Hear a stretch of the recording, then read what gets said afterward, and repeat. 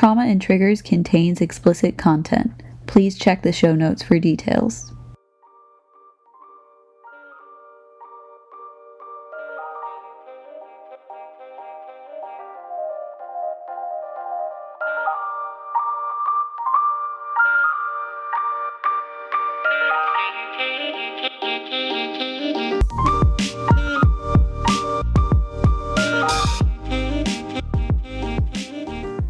Welcome to Trauma and Triggers.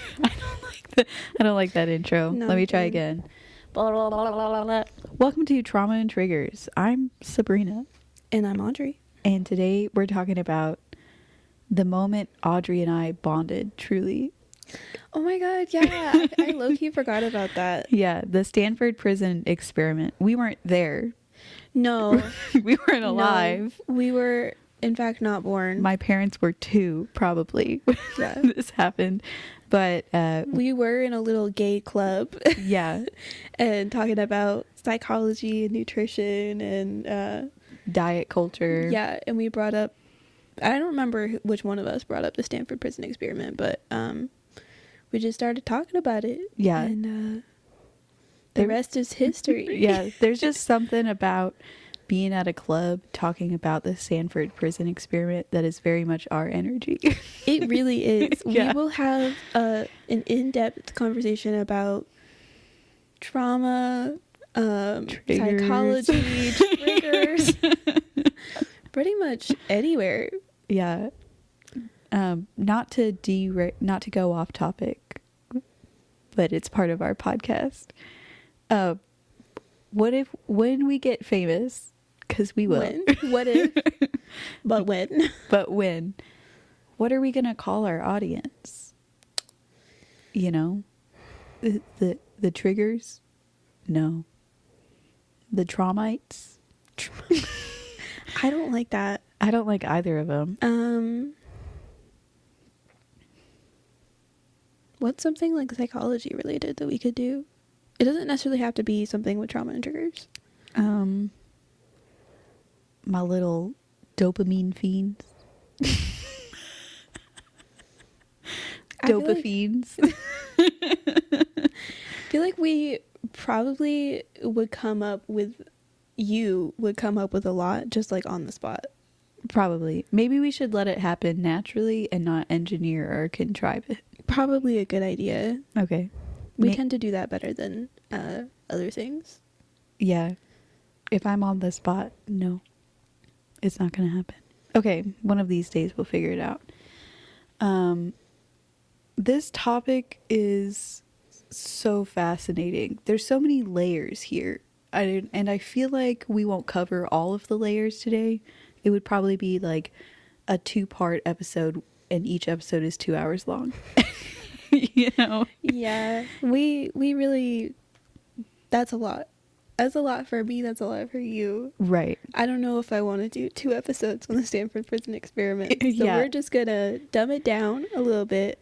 So there's going to be things that are missing from the whole story. But I think we got a pretty good overview. And I mean, I'm really excited to get into it. So I might just get into it. It all starts summer of 1971. The experiment is mostly led by this guy, Dr. Philip Zimbardi, the worst man in the world. Wait, Zimbardo. Zimbardi. Oh my god. I was so like, sorry. that's not, no. And we found out today he is still alive. Yeah, he's 90 years old. And 15 years ago, he did a TED Talk where he's talking like he's on double time. Like if you've This man yeah. has clearly had a lot of cocaine. Yeah. Over the years of his life. He's huffing and puffing and talking faster than I've ever heard anybody talk ever. It was crazy. Some of that, how long ago was that? 15 years ago. 15 years ago. So some of that might have to do with the fact that he was, I don't know. On a time limit. A time limit, but also the mental math. 75? Yeah. And doing a TED Talk, walking around. I mean, my grandma's 80 and like That's true. He doesn't, in that, he doesn't look 75. Maybe because he has darker hair and stuff. But. Yeah, but I mean, considering he's 75, like, that man was moving. Yeah. So yeah, he's definitely had a lot of drugs. There's no way he hasn't. I feel like this whole experiment screams, it's the 70s, we're doing psychedelics, and also psychology is becoming really popular. That's what this screams to me. Like the whole spiritualism, where does evil come from sort of thing, plus an unethical fucking experiment. Like, we got to get into it because I'm going to spill all the beans before we've even had the soup. So, do you like that phrase? I just came up with that. Okay, it's summer in 1971. Dr. Philip Zimbardo, not Zimbardi, decides that he wants to do an experiment studying the psychological effects of prison. So he places an ad in what I believe is like the Stanford college paper or the local paper. I couldn't tell for sure. The ad says, quote, "Male college students needed for psychological study of prison life. $15 per day for 1 to 2 weeks, beginning August 14th. For further information and application, come to room 248 Jordan Hall, Stanford U." I looked it up, and $15 per day is now about $110 to $115 a day. What? Inflammation? What's it called? Yeah. No. Inflammation? Inflammation. That doesn't. What's it called when the money keeps. Inflation. Inflation. Inflammation. Oh my God. Okay. Jesus Christ. Inflammation and inflation is wild. 60 to 70 men applied. I read several different articles, some of which I'll link. Some don't deserve to be linked. And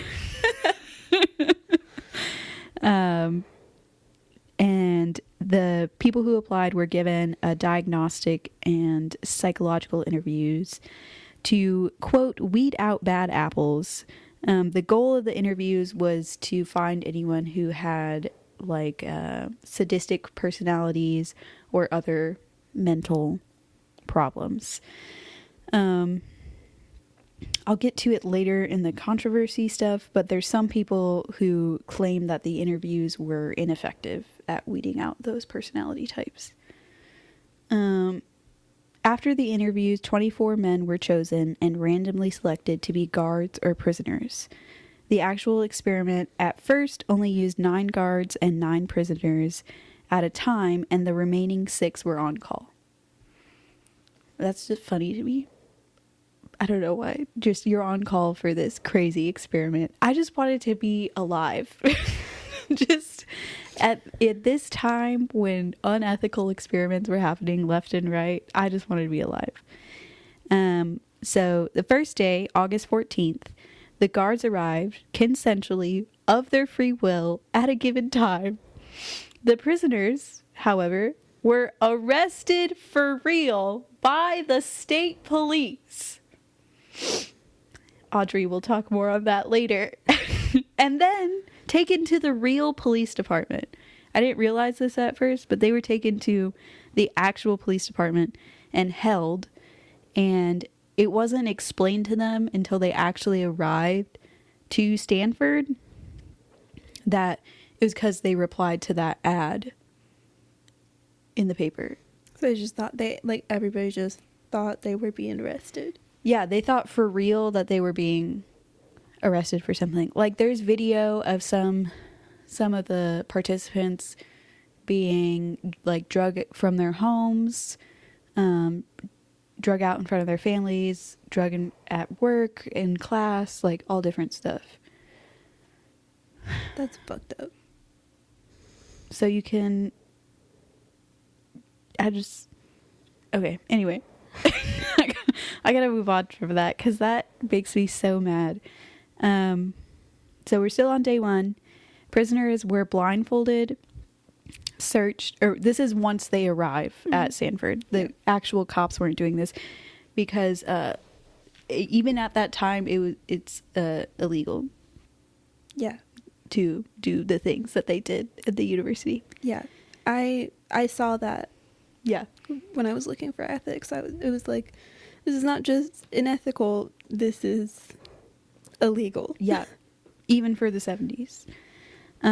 So they were blindfolded, searched, stripped, cue the little dick jokes. So already at this point, the guards have established their role and they're being stripped by the guards. So I couldn't find specifically the things that they said, but they were making fun of their genitalia. And deloused by the guards. Delousing is just like throwing powder on them.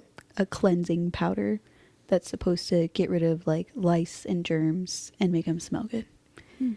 And there's so much on the quote official website for the Stanford prison experiment, which I believe the website was created by Zimbardo, where it goes into detail about how they intentionally chose to do things like this to humiliate the prisoners.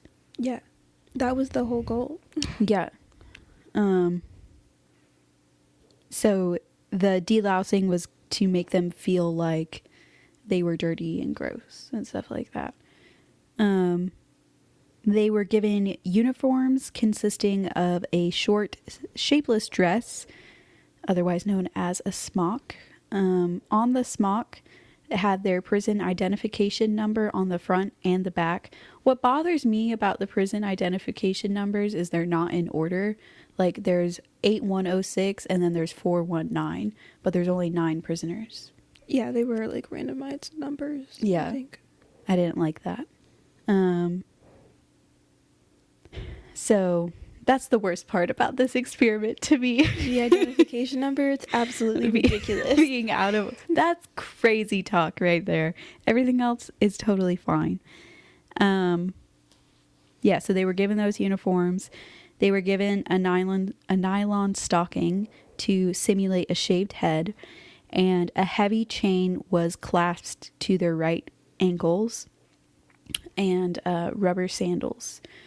Here's a quote from the prison experiment website. Quote, when a prisoner turned over, the chain would hit his other foot, waking him up and reminding him that he was still in prison, unable to escape even in his dreams. It's fucked up. This is fucking wild. Oh my God. The guards all wore khaki uniforms, gross, aviator cool guy sunglasses, and a whistle, lame, and a billy club. What is it? It's like a hard stick. Like a baton? Yeah, it's like a baton. Okay. Yeah. Day 2, I wrote, it's pretty chill, you know? They just had to sleep in tiny cells and get woken up in the middle of the night by whistles and banging to be counted and have their prisoner IDs confirmed. So bright and early, they decided to rebel. So there's already a rebellion on day 2. Love, so proud of them. They refused to eat or leave their cells. They ripped off their numbers and they took off their stockings. I wrote stocks there. And yelled mean words at the guards.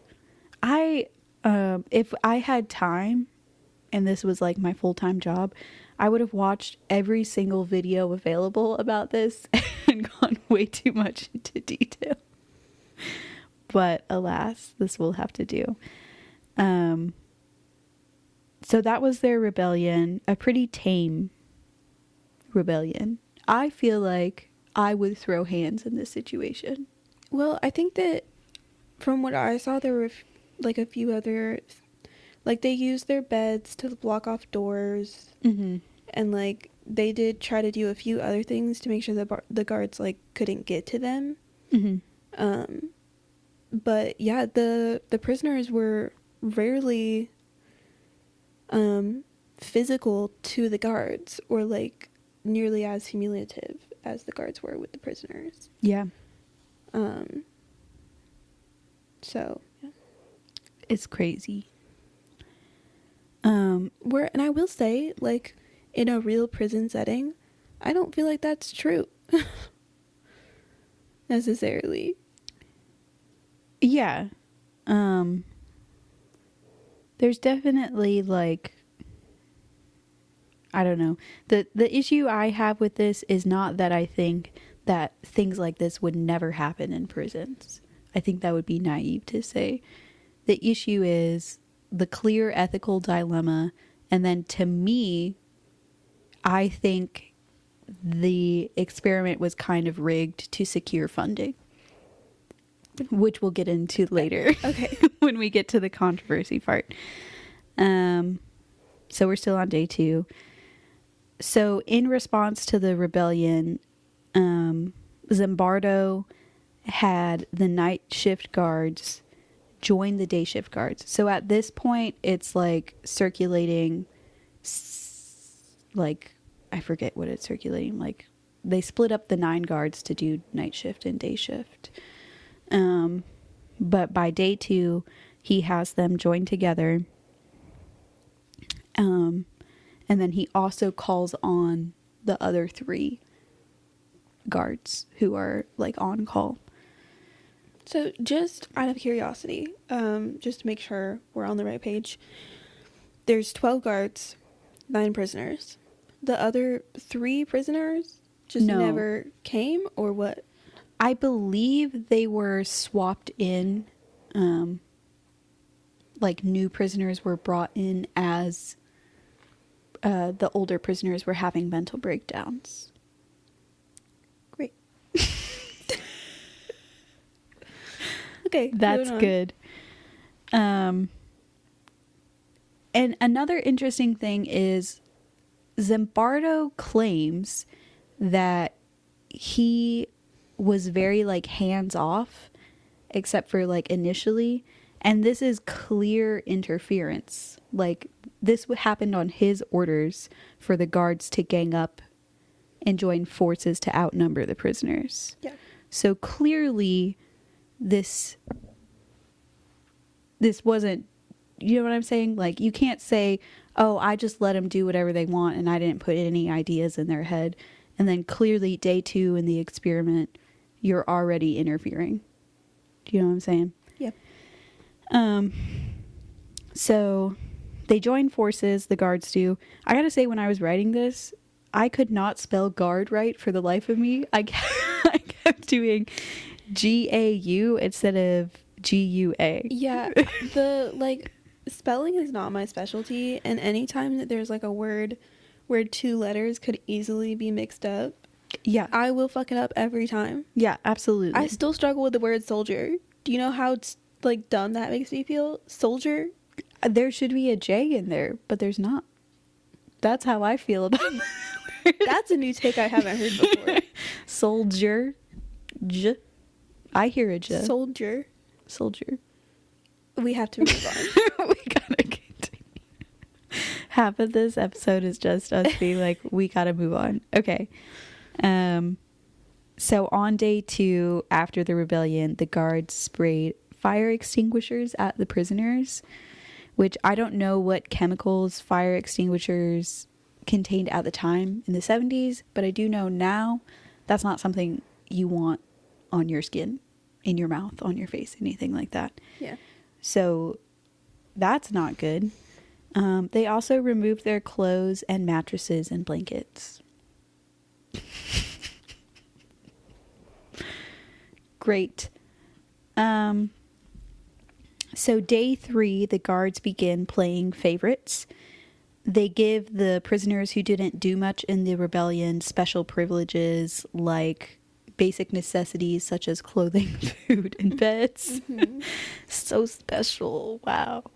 There were only 3 goody two-shoes who didn't really join in the rebellion. They got to live it up with their clothes and food and blankets for 12 hours, before they were forced to rejoin the other prisoners. This was done intentionally to sow discord between the prisoners. While the 3 brown nosers, I really didn't like these guys. Now I feel bad. Like, they were put in an awful situation. If I were put in this situation, I would probably just freeze up and not really know what to do. I don't know. I feel like group mentality might take over. Yeah, for sure. Like, I'm definitely not a leader of a rebellion, but would I join one if it was there? Probably. Do you feel like, I feel this way about myself, but I don't know if this is my ego. I feel like I would lead a rebellion. I could see you doing that.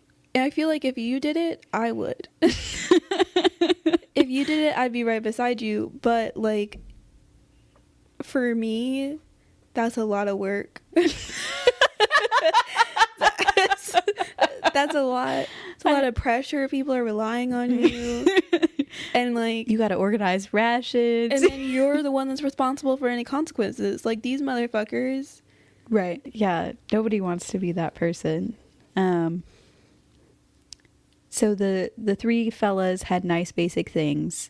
The rest of the prisoners had to eat the bare minimum, not be able to use the bathroom, forced to use a bucket to pee and poop in, which I saw the movie with, I think, I don't even remember the actors, but it was like a dramatization. Did you ever see that movie? I don't think so, no.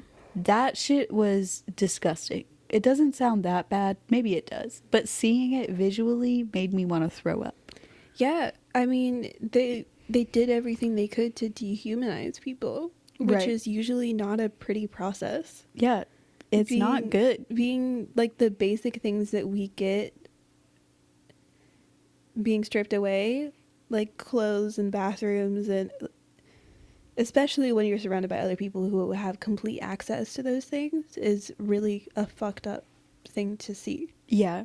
And also, I didn't comment on it when I said it, but the choice of the smock, which was not standard for prisoners, was so clearly meant to be a demasculating thing. Yeah. You know what I mean? Like a dress thing that goes to your knees. And they started that early. I mean, with all the, like, comments on genitalia and... Yeah, like, that was day 1. Yeah. So the rest of the prisoners involved, I think it would be 6 if there were 9 prisoners at this point. They weren't allowed to use the bathroom, and they had to do push-ups, like, just for the most menial things, just like stumbling when you walked, stuff like that. They had to do push-ups and count it out to the point of exhaustion sometimes. Reminder, it's day 2. By this point, a prisoner known as 8621 began to have a mental breakdown and asked to leave.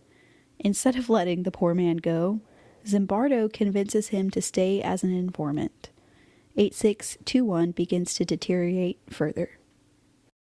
Oh, this is day 3. I'm sorry, I said it's day 2. It's still pretty early for that to be, like, clearly there's a lot of things that are happening, if that's the response. It's also, like, Zimbardo talks a lot about how this is so similar to the American prison system. But it's like, in a way, it's not, because of a thing called due process. You don't get surprise arrested and then thrown into prison the next day. You get arrested and then you're detained in a jail, which you're most likely by yourself or with 1 or 2 other people who probably aren't hardened criminals. And then you have a time for trial and stuff like that. I mean, the reality is, with this experiment that he did everything he could to put them in the role of prisoner and guard, which meant he thought he needed to literally do everything he could. Most of it is not legal, even in, like, prison systems. Like, they don't do that. You have rights even as a prisoner, not many, but still, they're there for a reason, And arguably unnecessary. Yeah. Arguably very unnecessary. Like, there's not much difference, or there's, to me, it's like, why couldn't you just have the prisoners show up at the allotted time and then start the experiment then? Why did you have to do that? Like, that to me really threw me off. And then all the other terrible things that happened. Day 4, the prisoners separate into groups of people who follow the rules and people who are still resisting the rules. Prisoner 819 begins crying. The guards make the rule followers make derogatory comments about him crying. 819 is Catholic, so Zimbardo sends in a real prison priest.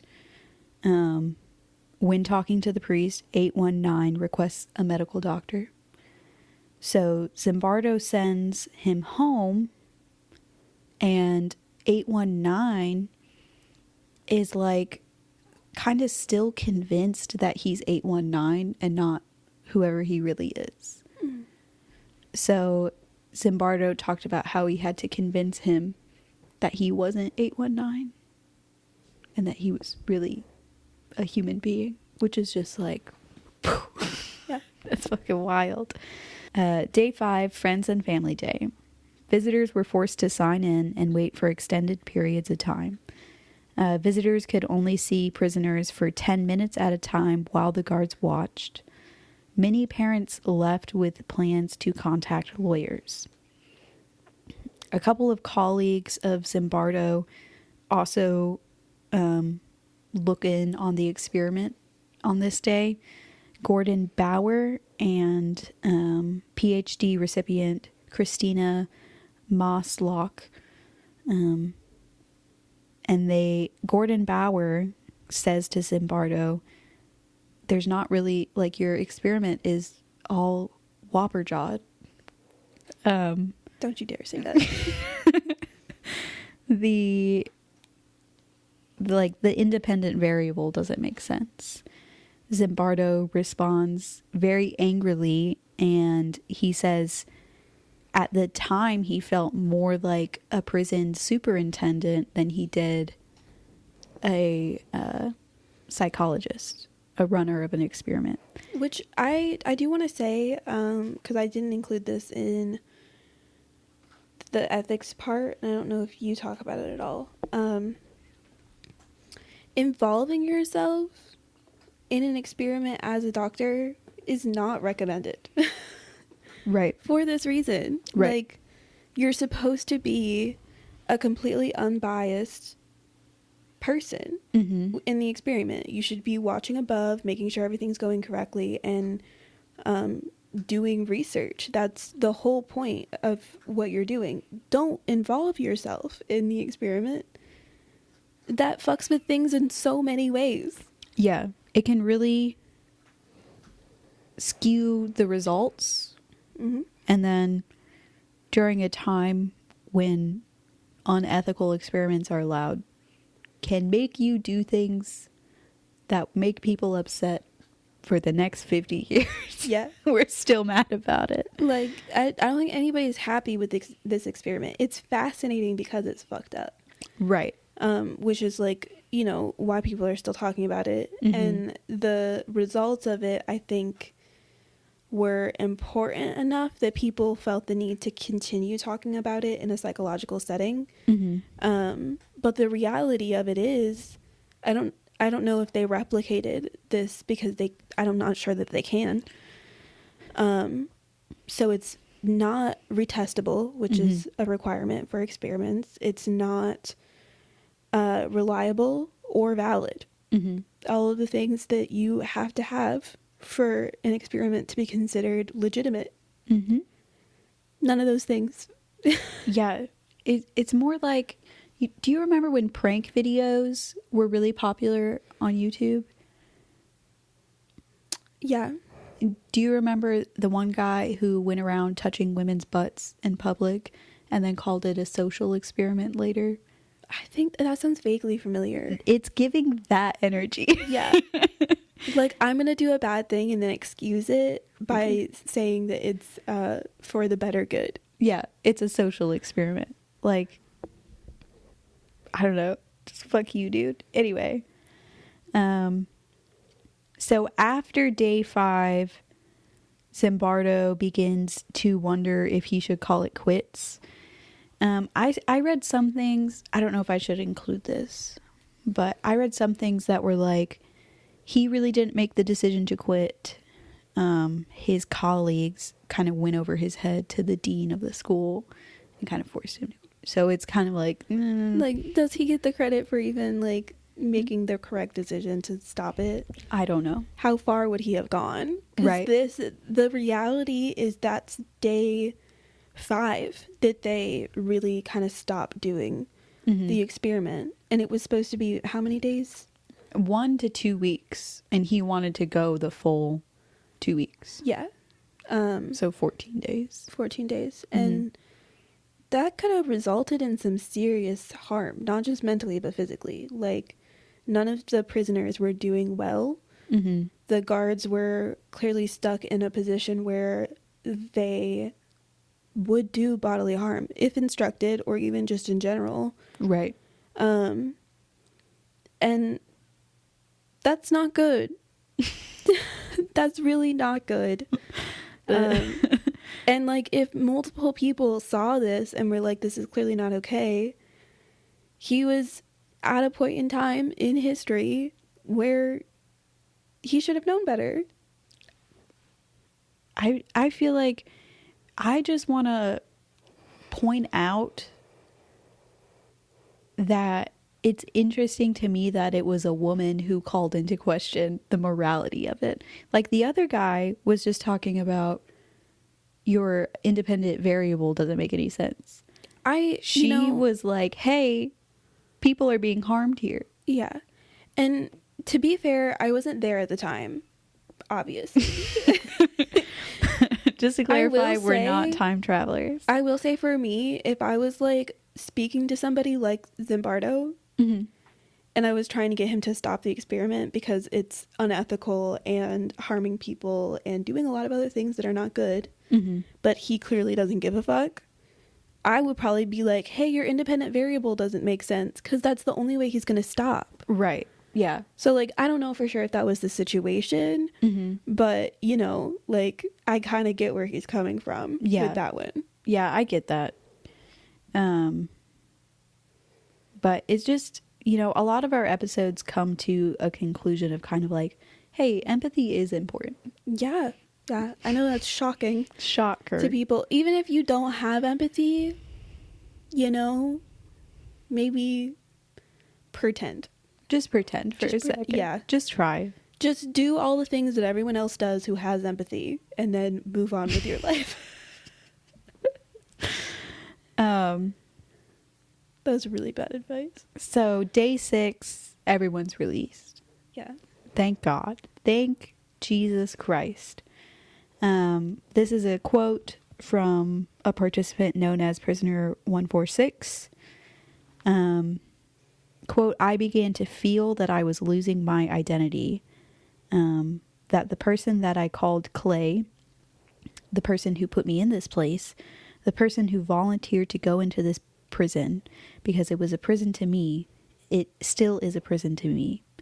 I don't regard it as an experiment or a simulation because it was a prison run by psychologists instead of run by the state.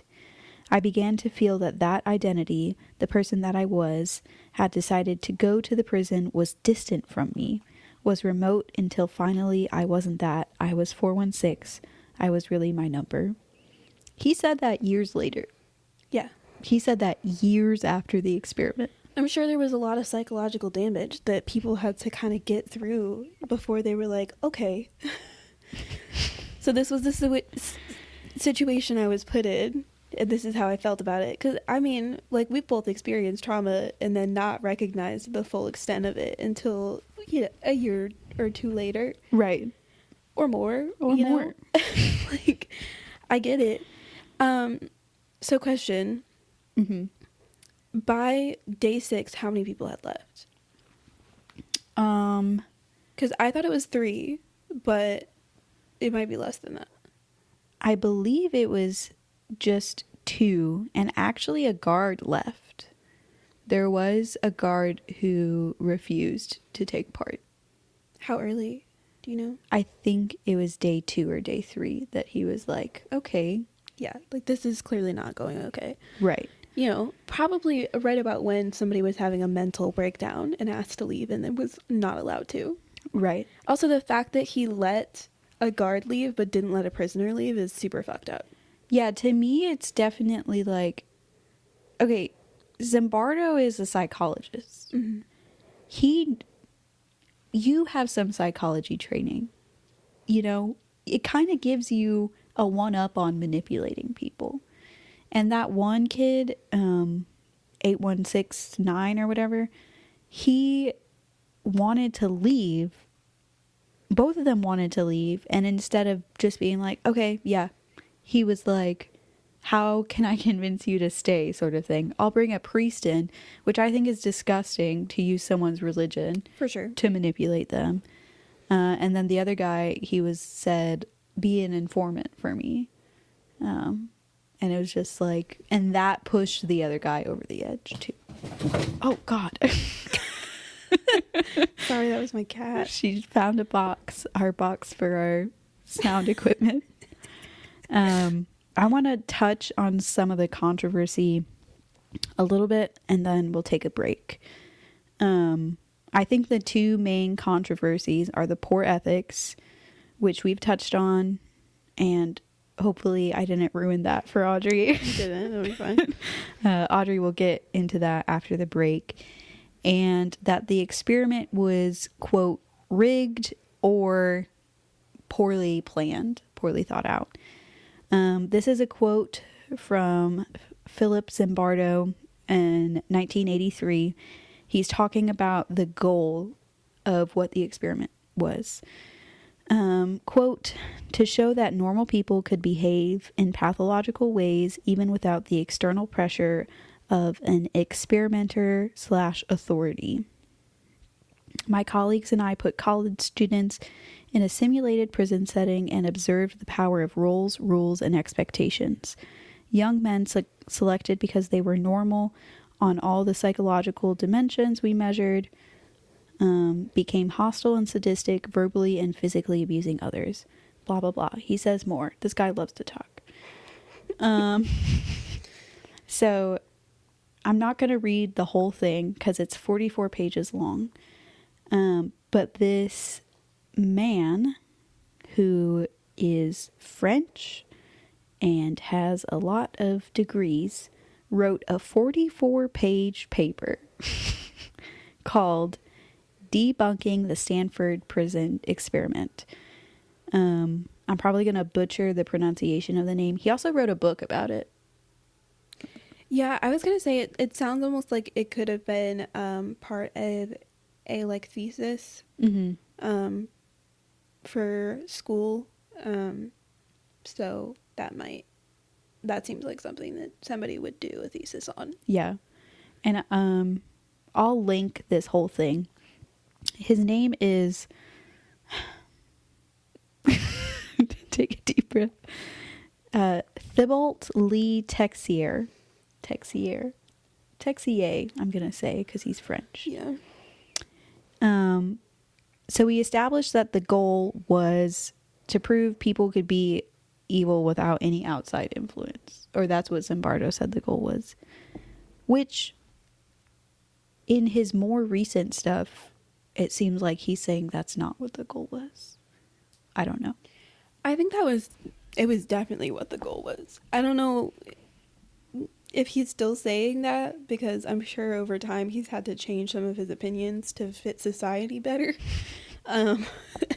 Considering that man was still talking 15 years ago. Mm-hmm. So I'm sure he's changed some of the way that he speaks about his own experiment. Mm-hmm. But that was definitely his goal, and he failed. He failed wildly to prove that was true. Yeah, but he won't admit that. Yeah. He still thinks he proved, and there's other studies that I think kind of prove his concept more. Yeah, I mean, like, the reality is, I'm not personally disagreeing that what he's saying is wrong. And Right. we're kind of getting into some of my stuff. But I don't personally believe that the idea that people will do things because they're put in a position of power is not true. Like, I think that there are plenty of real world examples of that happening. Absolutely. So I don't disagree with his statement or what he thinks he proved, but the reality is his study did not reflect what his goal was. Because it was fucked 3 ways to Sunday. Yeah. I hate to have to say it, but it's the truth. And someone needs to say it. Okay. So this guy has just 5 points that I'm going to get into quickly that I think support this idea that the experiment was rigged or whatever you want to say. Point number 1, the guards knew what the results of the experiment was supposed to produce. Zimbardo and his assistants announced the objectives of the experiment to the guards during their orientation day, Saturday, August 14th. Zimbardo confided to the future guards that he had, quote, a grant to study the conditions which led to mob behavior, violence, loss of identity, feelings of anonymity.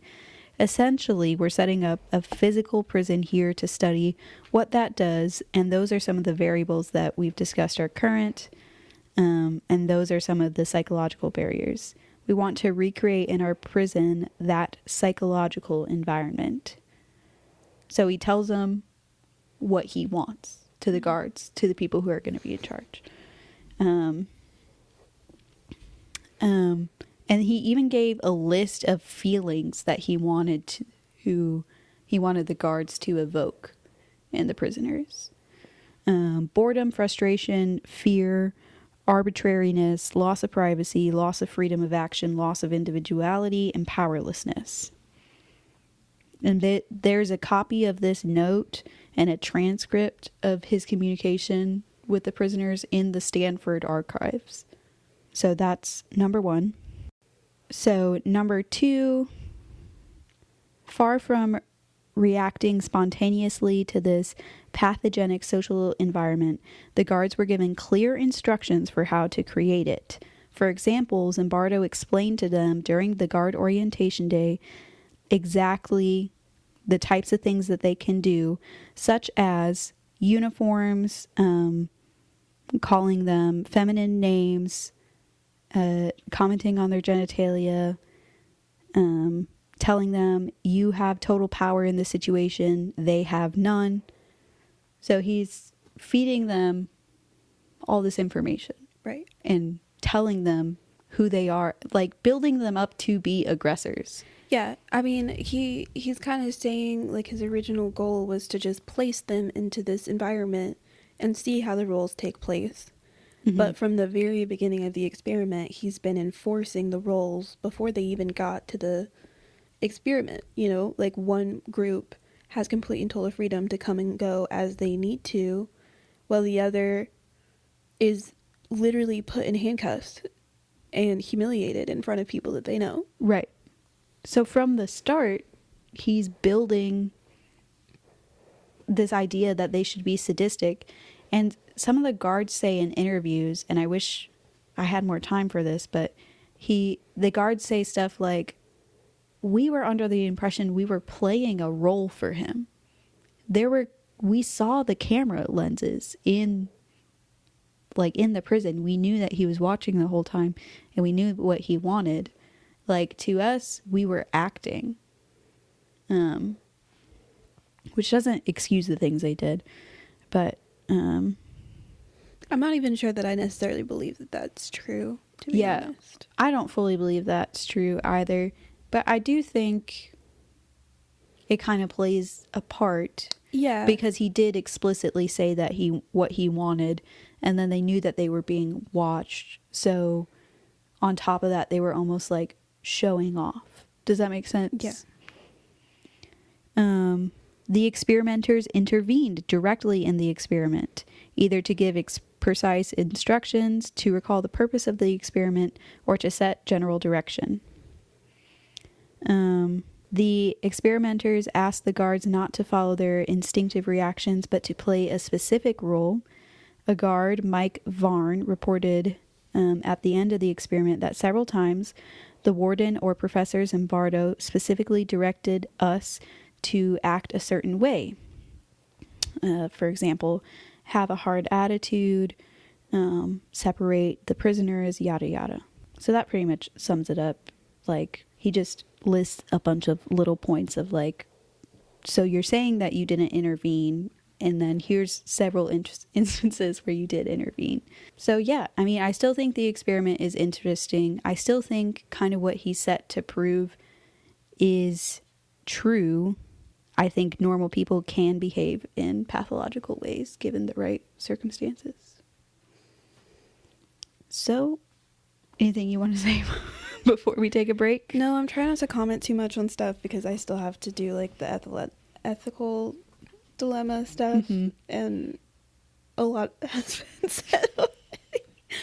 So I'm trying to not say more. We did it again. It's all about To kinks be fair, all over. like the controversy and the ethical dilemma stuff, it really is crossed a lot. Yeah. Because like the controversy is like whether or not this experiment should have happened in the first place, or whether or not it was appropriate to do it. And a lot of the reasons why it wasn't appropriate is because it's not ethical. So like it was bound to happen. Yeah, we knew it was going to happen. Well, we're going to take a little break. And we'll get into the ethics, the whys, and what is good and evil. Yeah. Bye. Bye. Welcome back, everybody. Hello. Well, I guess mostly welcome back for us. We don't actually, I guess we're not technically taking a break with you guys. It's just for us. I mean, if we ever have an ad one day, then welcome back. I love that you're like, when we get famous, as if when, like, it's inevitable. But then it's if we have an ad. Yeah. So I ride a seesaw of just self-belief beyond a doubt, and then like, maybe I don't deserve a blanket. Okay. Do you know what I'm saying? Yeah. That checks out from what I know about you. I should hope so. I think I scream that energy. Everybody senses that about me. Okay, so this really should have been put in the conspiracy category, but I didn't voice my opinions until after Sabrina talked. And she still doesn't know anything about what I'm saying right now. So one of the things I wanted to point out is there was a previous study done by Stanley Milgram, who I think went to college with Zimbardo. Like, they were colleagues or peers at some point in time. They knew each other. So Stanley did an experiment on authority and how people who are put in a position of how should I say that? Submission. No, not submission. They're put in a position where they have some kind of authority over another person's life. Mm-hmm. What they would do if there's a different authority figure telling them what to do. Gotcha. Right. So like how likely people are to do, horrible things if someone of authority who seems credible tells them to do so. Gotcha. A chain of command. A chain of command, yeah. Resulting in violence and destruction. So I don't want to go too far into this experiment because that's not what we're talking about right now. But basically the authority figures in the experiment were just normal people with a lab coat on. Just to be clear, no one of authority was actually involved in this experiment, which is a very important distinction between this experiment and Zimbardo's. The actual, like, Stanley stayed out of the environment. of the experiment. God bless you, Stanley. Also, people weren't actually hurt in his experiment. Yeah, no. Wow. Amazing. But basically, he whoever the authority figure was, told somebody who had an entire shocking system, like an electrocution system in front of them, and told them to just keep going up. Mm-hmm. And at the end of it was basically a lethal dosage. Yeah, volume. A lethal amount of electricity. Yeah. And so 90% of the people in the experiment went up to the highest voltage. And some people had questions, but the reality is most people also went through with it because an authority told them to. Yeah. And said that they wouldn't be held responsible for the results. So my theory personally is that from what Zimbardo says, he's trying to prove in his experiment that people will do these things because of a position of power rather than being told by somebody who's in a position of power. Right? Does that make sense? Yeah.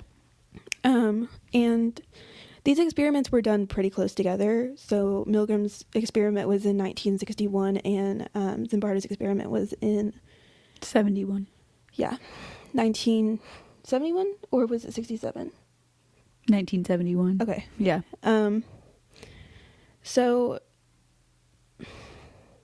I personally think that Zimbardo's experiment was just to prove a point against Milgram's. He was kind of building off of it, but it was just there was a clear distinction that there was something happening here.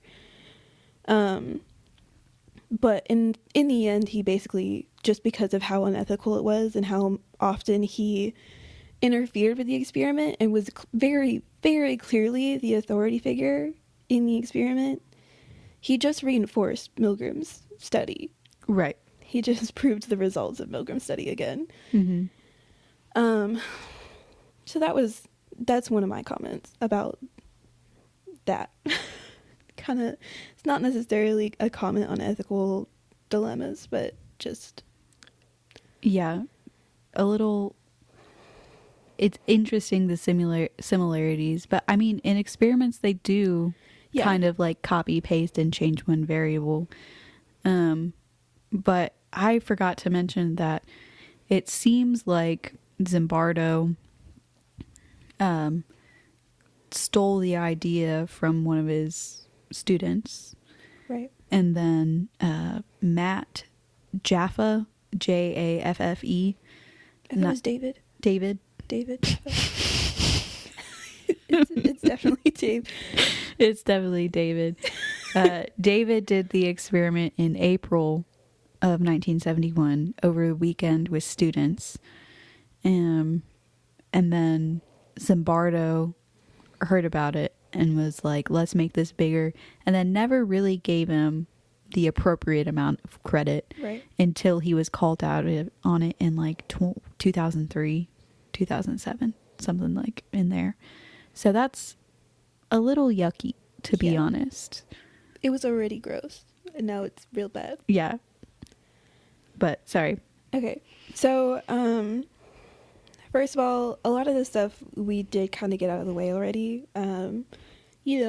Pretty much everything in the Stanford prison experiment was unethical. Pretty much all of it. Anything that was ethical was no longer ethical because of all the other unethical things happening. Twisted. Fucked 3 ways from Sunday. So, in the beginning, they took the prisoners from their homes in police cars and genuinely arrested them, held them in jail. That whole thing. I wonder if that went on their record. No, I don't think that it could. Okay. I had just wondered. But I think, to me, the goal of this was to make their mindset fit what he wanted them to before he even brought them to the experiment, which is entirely inappropriate. Yeah, if nobody, there wasn't even anybody to really watch. Like, it was recorded, but there was nobody to really watch inside of the jail, or like there was no specific recount of what happened to these participants while they were being held. right. So it wasn't even part of the experiment. It couldn't be considered part of the experiment. It was just a shitty thing to do to people. Yeah. How it So it was just, the whole goal was to make them feel powerless, which I do think he succeeded in doing. Yeah, good job, bud. Great. Everything else that you did in the experiment would have accomplished a similar thing, I feel like. I mean, starting from the first day, I think, you did it. You made everyone feel powerless. Good job, bud. In a matter of, 3 hours. I don't even think the guards really felt like they were in a position of power, just because of how much he was playing a role in the experiment. Like, they were just, to an extent, doing what he wanted them to do. Right. And, I wasn't there. As we've established. I wasn't there. I don't know. We weren't there. I don't know how these people felt. And yeah, I think the guards, I don't know where this thought is going. That's okay. I was happy to ride there with you. Out here to nowhere. I just think that the guards really mostly did not feel what he was trying to accomplish. Yeah. I think something about the guards and their position in this reminds me of, and it's not exactly the same, but it reminds me of when there's a kid who's a bully and then you find out their dad is abusive. Like that. That's the energy it reminds me of. It's a really interesting example, but I do get what you're saying. Yeah, like, I know it's not exactly the same, like, but same vibes. Is it really your fault that you're this way, or is Right. it somebody else's fault? Yeah. So that's one thing. The conditions that the prisoners were kept in were unsanitary, dehumanizing, just completely inappropriate for any experiment. Several of both prisoners and guards, I think there were probably plenty of guards that felt uncomfortable with the situation. Yeah, I would reckon so. I'd say so. Wanted to leave the experiment, but weren't really allowed to. Like, he did what he could to convince them. I'm not sure if he, like, flat out refused, though. I think he was just really trying to convince them to stay. Right. I think, like we were talking about earlier, is legally he had no right to keep them, and he told all of them they could leave at any time, like in the paperwork they signed. But he's a manipulative, slimy guy. Yeah. So I think he was able to say the right things to these young men who are in vulnerable mental states, to convince them to stay. Right. That's what I'm getting. Yeah.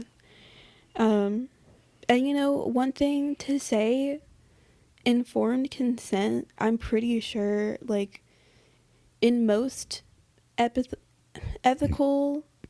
Sorry. I just burped directly into the mic. I'm so sorry. I didn't feel that coming at all. I heard that in my right ear. I apologize. So, right. In most ethical paperwork, or just like documents, whatever, what have you, it should state that no physical or emotional harm happens to the participants. Yeah. Like, that is a thing. Yeah. Both happened, I think. Yeah. I mean, doing push-ups isn't, like, terrible, but doing them to the point of exhaustion. And the fire extinguishers, I'm sure, had some physical aspect of harm to them. There's a lot of things in this experiment that just go against basic human rights. Right. that they didn't sign up for. Right. He did not tell anybody that this was going to happen. They may have signed a paper, but they didn't know the full extent. Right. I don't think. So several wanted to leave, and he really didn't allow this to happen until him or some of his colleagues that were helping run the experiment decided that the people who wanted to leave were genuinely just too traumatized to continue safely. So we touched on this already. A lot of the cruel acts against prisoners were suggested by Zimbardo or his assistants, colleagues. Him and his undergraduate student that Sabrina talked about earlier, David. I don't know his last name. Jaffa. Acted as ward and superintendent. So, they were there amongst the people, amongst the guards, the prisoners, I think. I'm not sure how often the prisoners saw them, but they were clearly a part of this experiment. So I got a lot of this from an article called Stanford Prison Experiment, Rolling with It. One of the big ethical dilemmas that calls into question the results of the experiment itself, despite the fact that, it didn't even finish. Like, they literally had to end the experiment, which should automatically, there's so many things that should just automatically discredit this experiment. But it's talked about so often. Were the participants acting how the experimenters wanted them to act? There were there was a model guard and a model prisoner, right? There were two people who seemed to really just fill the role that he wanted them to fill. And they actually got interviewed. I don't know by who. Don't ask me. I have no idea. Somebody. So the prisoner Douglas Corpy reported that keeping up the role was often exhausting and that his alleged breakdown was completely staged. Considering he also requested to leave several times, it's not hard to imagine he faked his torment in order to get out early or garner favor with the researchers. The guard, Dave Eshelman, said he purposefully adopted an over-the-top persona to help the experimenters get the results they wanted. It's also worth noting that when guards did small favors for prisoners and treated them kindly, they were told to be more tough by researchers. I am shaking my head. Nobody can see it except for Audrey. I'm pissed. It's pretty bad. It bothers me that the perception is still mostly, I feel like, and what Zimbardo still to this day says is that this experiment proved that people who are given power will act a certain way. Do you know what I'm saying? And it's like, you pulled so many strings and pushed so many buttons to get what you wanted out of this, that even the people involved in the experiment were just like, we'll do what you want us to do. Yeah. And when they wanted to get out, you wouldn't let them leave. Right. Which, the amount of time he held them for is a crime. Yeah. If they said that they wanted to leave on day 2 and he didn't let them leave, so day 4 they faked a mental breakdown, like, yeah, you're holding someone against their will. It's very clearly... I'm surprised none of these people have sued him. Yeah. I think some of that was... I think I'm trying to put myself in a different perspective. Because especially for the guards, like, I can imagine why they didn't sue him. They did a lot of really horrible things that they probably don't feel good about. that was obviously not, they weren't necessarily completely responsible for those actions. But for me, I wouldn't want to sue anybody that had that kind of knowledge. Or like, I wouldn't feel like I had the right to do that. Yeah. And for the other people, I don't know. I think that humiliation and making people feel powerless goes a long way.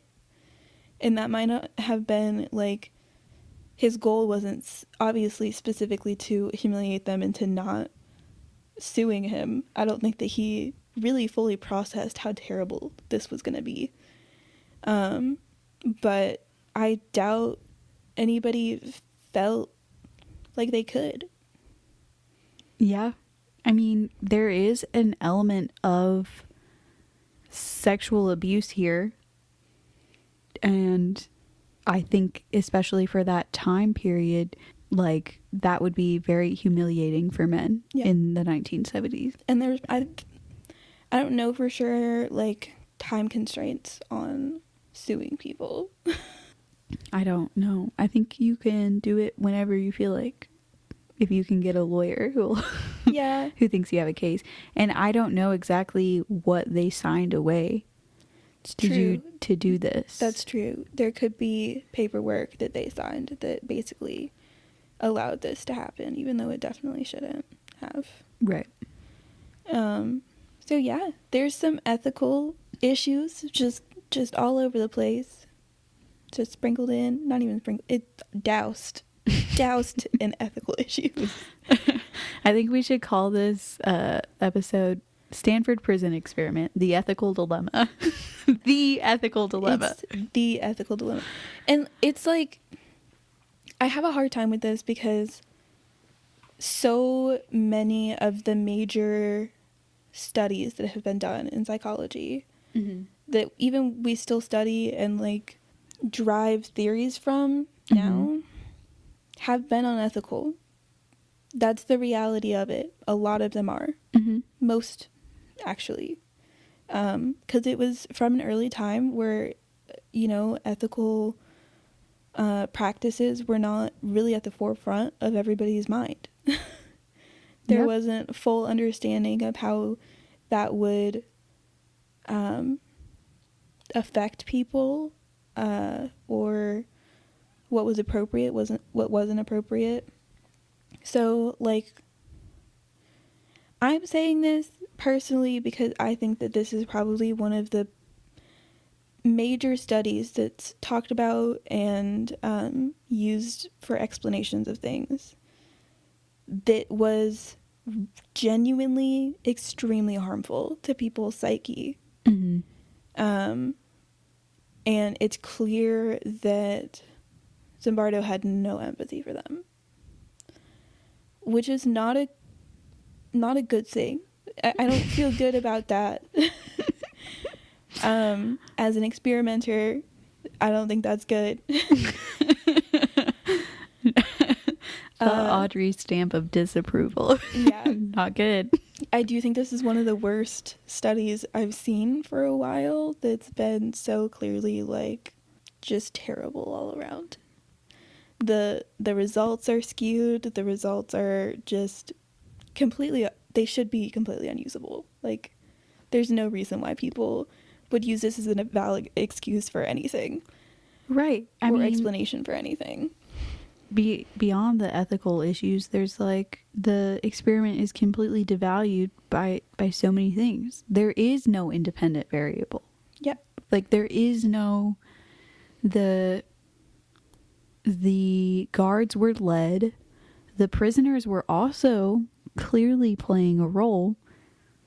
Do you know what I'm saying? Yeah. Like, just so many elements of this experiment don't work. And in fact, the experiment that David Jaffa you got it this time. Yeah, that he did in April on a smaller scale did not have the same results at all. There were several participants who were the guards in his experiment who refused adamantly the whole time to do harmful things to the prisoners. Yeah. So it's just like it seems to me what this proves, if it proves anything, is there has to be an element of, if people aren't sadistic, if they're not a sadist, there has to be an element of outside authority taking responsibility or specifically telling them to act a certain way to harm them. Right, which is something I do think this experiment, if anything, did show. Right. Those were the results. It was just not the results he wanted, and he ignored that fact. And I do want to mention there's one other ethical thing that I didn't talk about that I do feel like is pretty important about the experiment. You mentioned that they had an interview process to weed out the bad apples, which is not appropriate at all. That is, so when doing an experiment, you have people sign up, whatever. Some of that is biased. Most experiments are going to have some kind of bias. As long as you acknowledge it and try to make up for that fact, you're good. But no matter what, of the participants you receive, selections of who actually participates in the experiment should not be handpicked. Ever. They're supposed to be randomly selected. There can be clusters. It can be a blind study. But the person running the experiment should not be choosing who participates. Interesting. And how many? It was 60 to 70 men applied, and then they interviewed everyone, given diagnostic and psychological interviews. And then 24 men were chosen. Because this automatically skews the results. It doesn't matter. Like, the results are going to be, they're supposed to be varied. The whole point is that it's a, what am I looking for? A sample of the population, which is going to have a lot of different variables. And instead he chose to choose people that he felt fit his need for the experiment. Yeah, I get what you're saying. So even though part of what he was trying to prove was like normal people who aren't sadistic, he still should have had a broad selection for it. Yeah, he should have had a broad selection. It should have been randomly selected. He did randomly select the guards and the prisoners, but that's besides the point because it was such a small sample. And then like what did he get from that psychological interview that led him? I don't think that, do you know what I'm saying? Yeah, I don't think that it necessarily, I don't know what the interviews were that he gave them. I don't know if his goal was to see, you know, whether or not people already had sadistic tendencies or just had mental health issues in general. Because it could be either. He said that that's what he was trying to, quote, weed out, which, you know, let's talk about how having mental health issues doesn't make you a bad apple, first of all. But yeah. It definitely does not qualify you for this experiment. I will give him credit for that. Nobody qualifies for this. No one does, but preconceived notions of mental health issues should in fact disqualify you from this particular one. Right. But yeah, no, like that is completely inappropriate. And I forgot to mention that.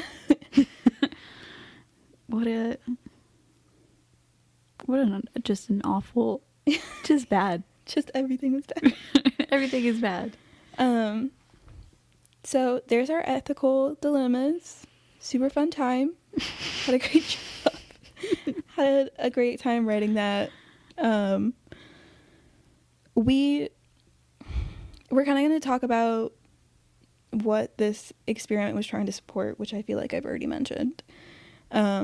and then maybe have a conversation about good and evil. This is not a well thought out script on my part. Sabrina did a great job. I disagree. Yours is like, it's so funny visually to see yours and mine, because halfway through mine, the font size and color changes multiple times. Yeah, but you wrote everything down, and I'm like, you know what? I got what I needed, and I'll just say fuck it with the rest of it. And I also sprinkled smiley face, sarcastic smiley. Yeah, she did. It would be like the worst thing possible, and there's a smiley face next to it. If I ever send you a smiley face that's just a colon and a parentheses, you know that what I just said is the shittiest, most sarcastic thing. I think you did a great job too, by the way. Oh, thanks. Yeah, are we talking about good and evil now? Are we just gonna real quick in the last 15 minutes, or did you have one more thing? No, we're talking about good and evil now. I the only thing I wrote about good and evil was like Zimbardo's kind of expectations about what the experiment was proving and his own opinions on good and evil. Yeah. And then I figured if we wanted to continue talking about it, we could just share our own opinions, because it was just it's such a broad topic, and like I don't have the time or energy for that right now. We're talking about the Stanford prison experiment, and I'm not doing anything more than that. Yeah, I mean, we very early on in our friendship, someone asked you a question about good and evil. Like, I think they asked, do you think people are mostly good or mostly bad? And it's like, well, you said something like, well, what is good? You know, you can do a good thing and have bad intentions. And is that good thing still good? And you can do a bad thing and have good intentions. Yeah. So, first of all, what are you considering good and evil? The murky waters of good and evil exist. Mm-hmm. I don't know if I said at the start of this, because that was, an hour and a half ago. And I can't remember. But this study just screams like, it feels very of its time with the ethical dilemmas, but it's very much 1970s spiritualism and psychology birthchild. Like they were just, this new wave of spirituality was going on in the West. I mean, I do think, I haven't really said on the podcast before, but I am religious myself, and I do think that there's evil in the world, Yeah. I mean, I could list 100 million examples, but doing severe harm to people is evil. Yeah. Zimbardo. I think that having any kind of physical or emotional or mental abuse is an evil thing to do. Yeah. And I tend to lean towards the, like, it's hard for me to truly believe that people can change that about themselves, which is something that not most people, but a lot of people disagree with me on. And I don't think that's like an always thing, but I have a hard time in my heart and my soul forgiving people who do really bad things, harmful things to other people. I just think that's hard for me to understand or ever really grapple with. Yeah. I mean, I think in my relatively short lifespan, I've seen people change behaviors over time, but it's hard, and it's never anything super crazy or dramatic. Like, I think to get to the point where you're truly doing awful things to people, you have to, I don't know, let go of, like, good doesn't matter to you, and empathy doesn't matter to you. Right. But I do think in situations where, like, soldiers do awful things, I've known military people in my life, and they've told me some of the things that they've done, and they regret it and they feel bad about it. But it's like, is the situation different because it was a time of war and it was someone else telling them to do it? Do you know what I'm saying? I think for me, my ability to understand like military and army type stuff, I get that more than I get just like people living in daily life. Yeah. Because when I think about like physical, mental harm, I think about abusive partners, abusive parents, prison guards, like people who are here in America and have full volition of what they're doing. Yeah. Whereas like military, I feel like they're trained very deeply to do what they're told to do. Yeah. And that adds another level to it that I don't think it's fair to, you know, write it off as that was an evil thing. There's some cases that I clearly, like, I'm not saying I agree with anything the military does. This is not what's happening right now. I'm not excusing any of it. It's they do terrible things. Yeah. That's just a reality. But I think that a lot of that is controlled. They're workers in a big farm. Yeah. Just told to do what they're gonna do. I do think I liked one thing Zimbardo said, where he put up a description of evil in in the TED Talk that we watched. And the first thing was intent to do harm and power to do harm. And then using those things to do harm. So in the example of like a soldier or a worker, you don't have as much power because it's like your boss is telling you, the guy who has power over you is doing it. But a situation like a spouse or a parent abusing a child, it's like that's clearly evil. To me, those are examples where I feel very strongly like that's what I think of whenever I think of evil. I think of people who are on their own making the decision to harm people that they claim to care about. Yeah. That's something that I've always just looked at as terrible. Just completely heinous. Yeah. I think for me, the things that I look at as truly the most evil are probably like serial killers and serial rapists, you know, attacking people who have nothing to do with them.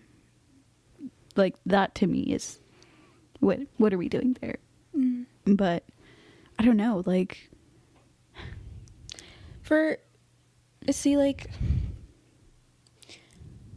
with that, I think where my mind goes, like evil for sure, definitely. For me, I think it's easier to disconnect when it's a stranger. And for some reason that feels less. Not good. Not at all good. Just to be clear, not at all good, but less. And like, not okay. Usually it's due to a genuine, complete lack of empathy. Like, a lot of these people are psychopaths. And to some level, that's biological. Yeah. I mean, yeah, I'm not disagreeing with you, but it's just like, how do you even do a scientific study to prove it's evil? Not possible. Do you know what I'm saying? Or a social psychological study. Which again, there's a reason why we have the methods we have now. Like, you're supposed to have, I think it's called an operational definition. And like, you basically have to put your objective into very scientific and clear words. good and evil are not scientific words. They're not in any way something you can measure or understand or read as one human being. It's not possible. Right. They are constructs. Yeah. You can't measure it. Yep. So you can't, like, you can do things to see, like, if put in the situation, how does this one person act? That's possible. Mm-hmm. But you can't define it as good or bad. Right. So this whole thing, as I stated earlier, is fucked 3 ways from Sunday. Literally. We're, like, starting off, we're at a bad spot. And then just the whole thing, like, I don't think we ever reached a good spot. There was no good spot. The best sucks. Part was when it ended. Yeah. And even then we didn't feel good. No. It's I'm at a loss. It's sad. Yeah, it is really sad. And then I still see, even in the research, just in the research I was doing just today and in the past when I've looked into it, there's still this story going around about it, about how it proved that people are evil given the opportunity. And it's like, that's quite simply not true. And as far as I know, Zimbardo has been continued to be allowed to, like, perform studies and do stuff like this. Mm-hmm. And didn't lose his license or whatever. I don't know if he had a license. I don't know. He probably wasn't a counselor or anything. But it's still just like, what? Trauma and triggers. Like, this is one of our harder episodes. It's pretty wild. But it was, like, at the top of the list of things that we wanted to talk about. So. I mean, it's in our description for the things that we really did need to get it done. Yeah. It was just real difficult. But yeah. So Stanford prison experiment, end all be all of it, it sucked. It was terrible. It wasn't a good study ethically. It wasn't a good study morally. Just completely go ahead and disregard it. If you want to pretend like it didn't happen because scientifically it shouldn't have, go ahead. Yeah, I'm at a loss. I guess, I want to stop talking about this. So what traumatized and triggered you today? So many things. I don't even know what to choose from. I think for me right now, I need to separate myself from this. So I'm going to say the fact that you called David Matt. I'm going to say that's the worst thing that's what drew today. That was it for me. David and Matt. Yep. What was that one thing you were really upset about? That was completely ridiculous. I can't remember what it was. I don't even know. I really didn't like the all khaki uniforms. Yeah, I was just looking at that too. To me, nothing is lamer than an all khaki uniform. Like, if you're trying to make intimidating guards, don't choose all khakis. You're bad. You're like, clearly, like, all black, dark blue, like, intimidating stuff like that. But instead you decided to look like a zookeeper. The out sunglasses were wild. You guys were indoors and you wore sunglasses. Yeah, that is also comedic to me. Like, what do you mean? He chose them because he watched this movie that was popular at the time, Cool Hand Luke. Cool Hand Luke wore, I don't think if I said they're reflective aviators. So, yeah, that's stupid. But I guess it was cool for the time. I don't know. I don't feel like anyone ever felt like khaki was cool. But maybe that's just me. It's the worst. Yeah, I don't think that they've ever really been cool. Yeah, so that was the most upsetting thing. The all khaki. Oh! Was it the numbers on the front and the back of the smock? That was what it was. That's stupid. One place was fine. You were upset because the numbers didn't go in order. That's what it was. Yes. It's like, why don't we just have like 001 or 101, 102? Like, to me, I felt like somebody put too much work into randomizing the numbers instead of thinking about the moral and ethical implications of the study. Some of the numbers are like 4 numbers and some of them are 3 numbers. Like, Yeah. it went that far. Yeah. So yeah, definitely not. It's giving, Not the I best did part. too many psychedelics and snorted too much cocaine. It's the 70s. Is Stanford in California? Yes, it is in California. Okay. Because they arrested him in Palo Alto, California. Yeah, California in the 70s. Drug time. Drug time. Great. Great. So Great. so that's all we have for you right now. This episode, I think, should be coming out the 1st of January. So happy New Year's Happy if New you're Year's. listening to us on the 1st. If not, fuck you. How dare you have other plans besides us right now?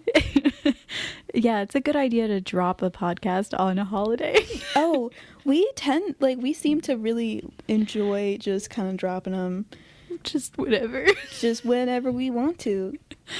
Yeah, I mean, consistently 9 a.m. every other Monday. Yeah, And it just so happens the New Year's falls on a Monday. it is what it is.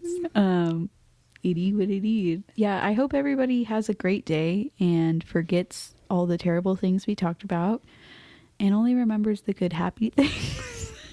Absolutely none are in this episode. Nothing good happened here today. No. Well, I'm sure we have some polls, a Q&A set up. Let us know what traumatized and triggered you. Yeah. Follow us on the soch. Maybe I'll have images for you to look at.